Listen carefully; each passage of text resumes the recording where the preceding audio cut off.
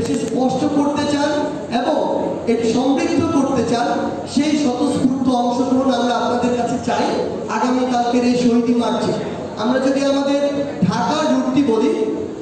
তার পূর্বে একটি জিনিস বলতে চাই। 5ই আগস্ট সকাল 10টায় যখন বৃষ্টি হচ্ছিল,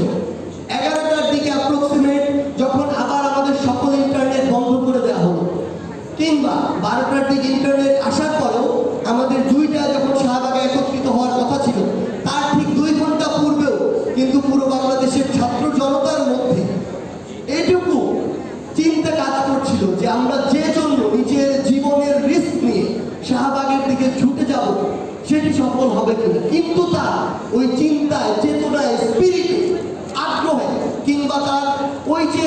মনের যে একান্ত চাওয়া যে এই ফ্যাসিবাদের পতন ঘটাতে হবে, সেই জায়গায় কিন্তু বিন্দুমাত্র কমতি ছিল না। তারপর ওই 2 ঘন্টা আগে সামান্য যদি মনের করে আশঙ্কাও থাকে, সেটি নিয়েও সবাই যখন নেমে পড়ল, তখনও এই ভাইরা, এই বোনেরা যারা বুক পেতে দিয়েছিল, তারা কিন্তু নিশ্চিত ছিল না এই ফ্যাসিস্টের পতন হবে কিনা। কিন্তু 3 দিক থেকে, ওই উত্তরার দিক, উত্তরা বিএনএস এর দিক থেকে বলি, বসুন্ধরা, রামপুরা, বাড্ডা, বনশ্রী, প্রগতি সরণির ওই 1 নম্বর 2 নম্বর সেক্টরের দিক থেকে বলি, কিংবা আমার এই চিটং রোড, শনিরাত্রা, যাত্রাবাড়ি একটি সাইড দিয়ে বলি, এই 3টি সাইড সহ পুরো ঢাকা সকল রাস্তা দিয়ে যখন এক প্রকার আবাবিল পাখির মতো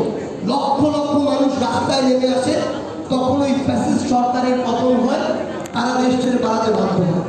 সেই জায়গায় আমরা বিশ্বাস করি, আমরা চাই আগামীকালকেও সেইভাবে গণঝড় নেমে আসুক। এবং আমরা আমাদের জায়গা থেকে একটি জিনিস বলতে চাই, যে যেখান থেকে যেভাবেই পারেন, আমাদের ঢাকায় সেন্ট্রাল আমাদের এই শহীদ মার্চটি শুরু হবে ঢাকা বিশ্ববিদ্যালয়ের রাজু ভাস্কর্যের সামনে থেকে। আমরা চাই এই পয়েন্টগুলো থেকে, ঢাকার প্রত্যেকটি পয়েন্ট থেকে আপনারা চাইলে ব্যক্তিগত উদ্যোগে আসতে পারেন, আপনারা চাইলে ওই